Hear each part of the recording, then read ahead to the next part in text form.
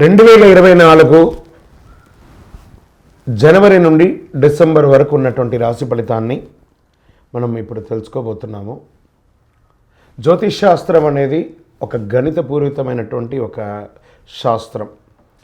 ఏ గ్రహాలు ఎక్కడ ఉన్నాయి, ఏ స్థితిలో ఉన్నాయి, ఆ గ్రహాల యొక్క స్థితిగతిని బట్టి ఆ రాశి యొక్క మార్పులలో జరుగుతున్నటువంటి ఆ రాశుల యొక్క గ్రహాలన్నీ కూడా మార్పడం వల్ల ఆ రాశికి కలుగుతున్నటువంటి శుభాశుభ ఫలితాలన్నీ కూడా నిర్ణయించడం జరుగుతుంది.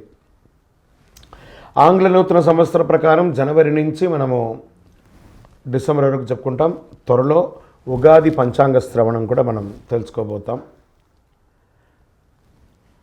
ఈ సంవత్సరం ఏ రాశి వారికి బాగా ఉంది, ఏ రాశి వారికి ఎలా ఇబ్బందిగా ఏమైనా ఉన్నాయా అవన్నీ తెలుసుకోవడం కంటే కూడా నా రాశి ఈసారి చాలా బాగుంటుంది అని చెప్పి నూతన సంవత్సరం రోజు ఒక సంకల్పం తీసుకోండి. గోచార గ్రహస్థితులను దృష్టిలో పెట్టుకొని చెప్పడం జరుగుతుందండి. ఇది మీ యొక్క వ్యక్తిగత జాతకానికి సుమారుగా ఒక 30 నుంచి 40% మాత్రమే నేను చెప్పేది మీకు వర్తిస్తుంది. బాగా గుర్తించాలి. జాతకం, జ్యోతిష్యం పడుతున్న వర్షానికి ఒక గొడుగే కానీ జాతకం జీవితం కాదు. మీరు ఏదైతే వృత్తి చేస్తారో, మీరు ఏదైతే మీ జీవితంలో ముందుకు తీసుకొని వెళ్తారో అదే మిమ్మల్ని కాపాడుతుంది, కానీ జ్యోతిష్యం కాపాడదు. బాగా గుర్తుపెట్టుకోండి. జ్యోతిష్యం ఒక రిఫ్రెష్ బటన్ లాగా మాత్రమే. కంప్యూటర్లో రైట్ క్లిక్ చేస్తే ఎలా రిఫ్రెష్లో ఉంటుందో అలా రిఫ్రెష్ చేయడానికి కోసం మాత్రం ఉన్న ఒక చిన్న పరిక్రమ మాత్రమే ఇది. అందుకని జ్యోతిష్యం జీవితం కాదు. మళ్ళీ ప్రతి ఒక్కళ్ళు కూడాను మీ యొక్క సంపూర్ణ జాతకం తెలుసుకోవడానికి కోసం మీ పరిసర ప్రాంతాల్లో ఉన్నటువంటి సద్గురువుల్ని సంప్రదించండి, జ్యోతిషాస్త్ర నిపుణుల్ని సంప్రదించండి. వారిని గౌరవిస్తూ వారి ద్వారా తెలుసుకోండి. లేదా మా ఛానల్ ద్వారా మీరు తెలుసుకోవాలి అని అనుకుంటే ఈ కింద ఉన్నటువంటి మా నంబర్కి వాట్సప్ మాత్రమే చేయాలి. బాగా చెప్తున్నాను, కాల్ చేస్తే లేపమండి. వాట్సప్ మాత్రమే చేయాలి. వాట్సప్ చేసిన తర్వాత మేము రిప్లై ఇచ్చిన తర్వాత అప్పుడు కాల్ చేయొచ్చండి. మేము రిప్లై ఇవ్వకుండా మీరు కాల్ చేస్తే కాల్ లేపబడదు. మళ్ళీ చెప్తున్నాను, 20 సంవత్సరాల లోపు 21 సంవత్సరాల లోపు ఉన్నవాళ్ళు ఖచ్చితంగా విద్యార్థులు అడగకూడదు. విద్యార్థులు చదువుకొని పైకి రావాలి అంతే. విద్యార్థులు 21 సంవత్సరాల లోపు ఎవరు అడిగినా ఖచ్చితంగా వాళ్ళకి జాతకం చెప్పబడదు. మరియు ఇల్లీగల్ అఫైర్స్, ఆర్థిక సమస్యల గురించి అడిగితే ఖచ్చితంగా చెప్పబడదు. మీరు అప్పులో లేకపోతే ఇంకోటి ఇబ్బందులో పడితే వ్యాపారమో ఉద్యోగం చేసి తీర్చుకోండి, కానీ జాతకం తెలుసుకోవడం వల్ల తీరుతుంది మాత్రం అనుకోవద్దు. ఇల్లీగల్ అఫైర్స్ ఖచ్చితంగా చెప్పనండి. బాగా గుర్తుపెట్టుకొని చెప్పడం జరగదు.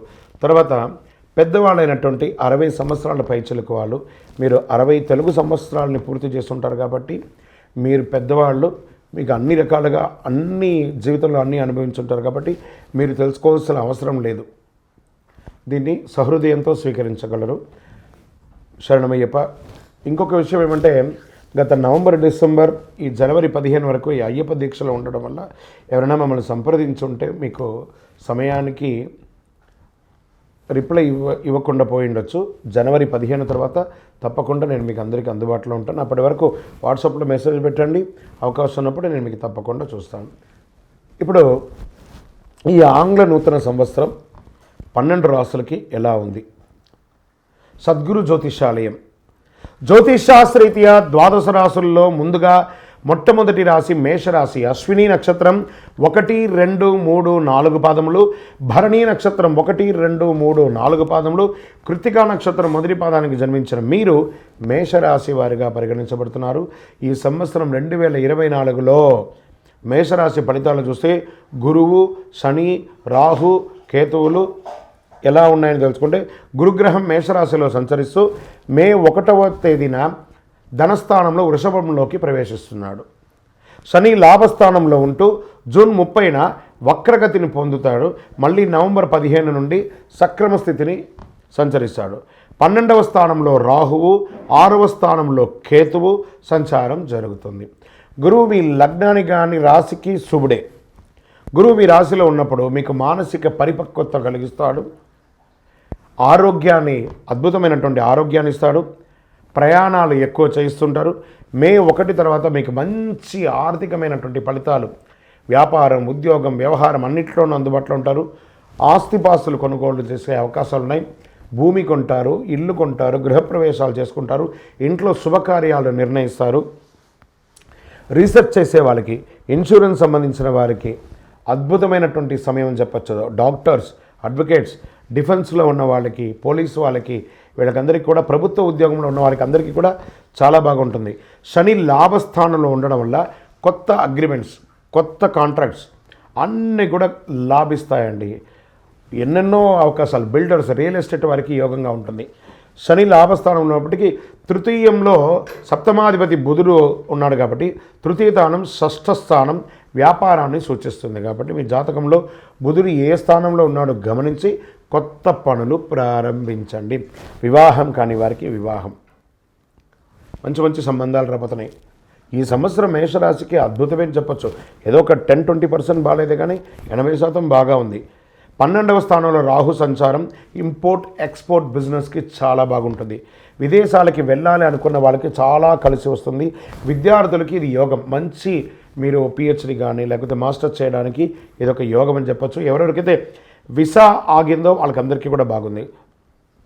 శని భగవానుడు 30 జూన్ నుండి 15 డిసెంబర్ వరకు వక్రిస్తున్నాడు. ఇది ముఖ్యంగా ధనయోగాన్ని ఇస్తున్నాడు. వివాహం కాని వారికి వెంటనే మంచి మంచి సంబంధాలు రాబోతున్నాయి. ముఖ్యమైన పనులన్నీ ప్రారంభించినప్పుడు మీ జన్మ జాతకం ఎలా ఉందో ఒకసారి పరిశీలించుకొని చేసుకుంటే చాలా మంచిది. రాజకీయ నాయకులకి యోగకాలం అని చెప్పచ్చు. ఉద్యోగులకి మంచి నూతన ఉద్యోగం వస్తుంది. ఉద్యోగం చేస్తున్న వారికి మీరు కోరినటువంటి ప్రమోషన్స్, ఇంక్రిమెంట్స్ వస్తాయి. డాక్టర్స్కి అయితే చాలా ఉన్నాయండి, అద్భుతంగా ఉంది.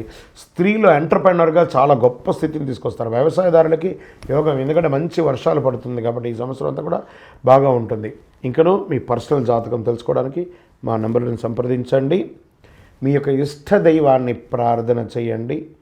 సకల దోషాలు తొలగడానికి నవమూలిక సిద్ధ ధూపంతో ధూపం వేయండి. విజయోస్తు.